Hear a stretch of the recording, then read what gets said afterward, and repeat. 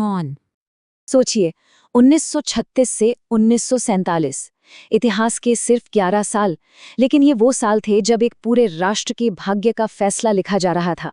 ये कहानी उसी उथल-पुथल से भरे दशक की है जिसने भारत की तकदीर को हमेशा के लिए बदल दिया। ये वो दौर था जब बातचीत की मेज पर बड़े-बड़े प्रस्ताव रखे गए। लेकिन जब बातें नहीं बनी तो सड़कों पर उतरी जनता, एक ही गूंज थी, भारत छोड़ो। सत्ता को सौंपने की आखिरी कोशिशें भी हुईं। और फिर आई वो योजना जिसने दक्षिण एशिया का नक्शा ही बदल कर रख दिया। तो चलिए, आज के इस विश्लेषण में भारत की आज़ादी के सफ़र के उसी आखिरी सबसे अहम दशक में चलते हैं और घटनाओं को और करीब से समझते हैं।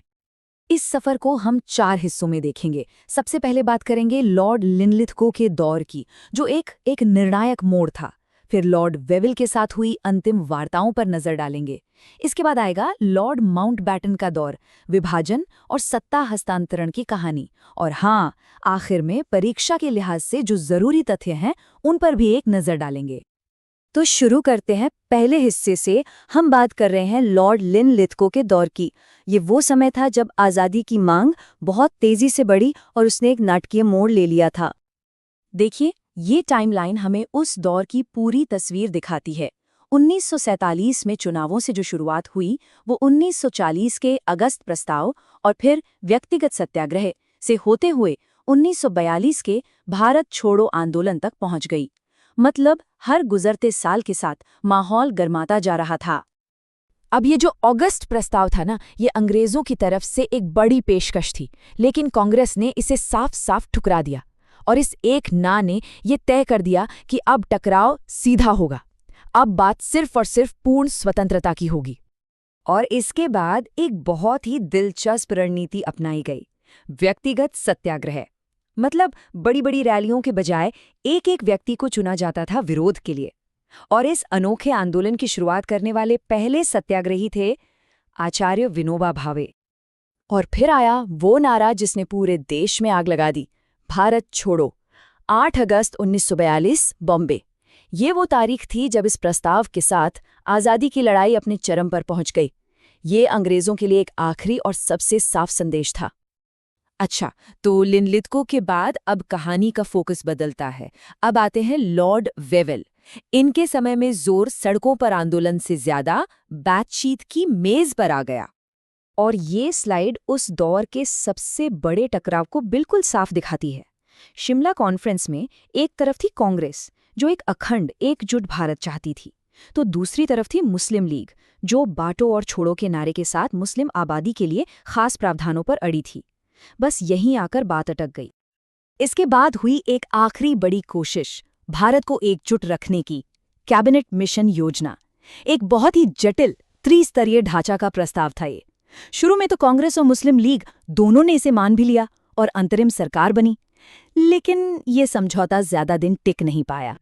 और फिर आई वो तारीख, 20 फरवरी 1947।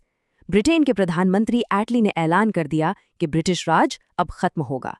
इस ऐलान ने एक डेडलाइन तय कर दी और अब चीजें बहुत तेजी से बदलने वाली थीं। अब हम कहानी के बिल्कुल आखिरी अध्याय में पहुंच चुके हैं। एंट्री होती है लॉर्ड माउंटबैटन की। इन्हें एक ही काम के लिए भेजा गया था, सत्ता का हस्तांतरण, ट्रांसफर ऑफ पावर। और इस टाइमलाइन को देखिए जरा। 1947 में सब कुछ कितनी तेजी से हुआ। मार्च में माउंटबैटन आए, जून में विभाजन का प्लान आया और अगस्त में आज़ादी। मतलब कुछ ही महीनों के अंदर इतिहास हमेशा हमेशा के लिए बदल गया। इस योजना को 3 जून योजना भी कहते हैं। इसने 2 बड़ी बातें साफ कर दी। एक, भारत का बंटवारा होगा और 2, 15 अगस्त 1947 को सत्ता सौंप दी जाएगी। इसी के तहत बंगाल और पंजाब की सरहदें खींचने के लिए बाउंड्री कमीशन भी बनाए गए। और ये एक बहुत ही प्रतीकात्मक क्षण था। माउंटबैटन, जो आखिरी ब्रिटिश वाइसरॉय थे, उनके बाद भारत के पहले भारतीय गवर्नर जनरल बने सी राजगोपालाचारी। ये इस बात का सबूत था कि भारत अब सही मायनों में आज़ाद था। चलिए, अब जो लोग परीक्षाओं की तैयारी कर रहे हैं, उनके लिए इस पूरे दौर के सबसे ज़रूरी फैक्ट्स को जल्दी से दोहरा लेते हैं। ये केवल एक तरह से क्विक रिवीजन गाइड है। लॉर्ड लिनलिथगो, जिनके समय में अगस्त प्रस्ताव और भारत छोड़ो आंदोलन हुआ, विनोबा भावे, पहले व्यक्तिगत सत्याग्रही, लॉर्ड वेवल, शिमला सम्मेलन और कैबिनेट मिशन से जुड़े हैं, और लॉर्ड माउंटबैटन, विभाजन योजना और स्वतंत्र भारत के पहले गवर्नर जनरल, और आखिर में सी राजगोपालाचारी, एकमात्र भारतीय गवर्नर जनरल। ये नाम और घटनाएं याद रखना बहुत जरूरी है। और ये 5 तारीखें तो बिल्कुल याद रखनी है। 8 अगस्त 1942 भारत छोड़ो प्रस्ताव, 24 मार्च 1946 कैबिनेट मिशन का दिल्ली आना, 20 फरवरी 1947 एटली का ऐतिहासिक ऐलान, 3 जून 1947 विभाजन की योजना और 15 अगस्त 1947 हमारा स्वतंत्रता दिवस। ये सारी जानकारी आप तक लॉजिक लैडर इंस्टीट्यूट की टीम ने पहुंचाई है, जो सभी प्रतियोगी परीक्षाओं के लिए बेहतरीन अध्ययन सामग्री प्रदान करने के लिए हमेशा तैयार रहती है। तो जाते जाते एक सवाल जरूर उठता है, सत्ता सौंपने की इस जल्दबाजी में कुछ ही महीनों के अंदर जो फैसले लिए गए, उनके दूरगामी परिणाम क्या हुए? ये वो लकीरें थी जो आज भी इस उपमहाद्वीप के भविष्य को तय कर रही हैं। अगर आप इतिहास के ऐसे ही और भी जटिल विषयों को आसानी से समझना चाहते हैं तो हमारे साथ जरूर जुड़ें। इस वीडियो को लाइक, शेयर और सब्सक्राइब करना न भूलें।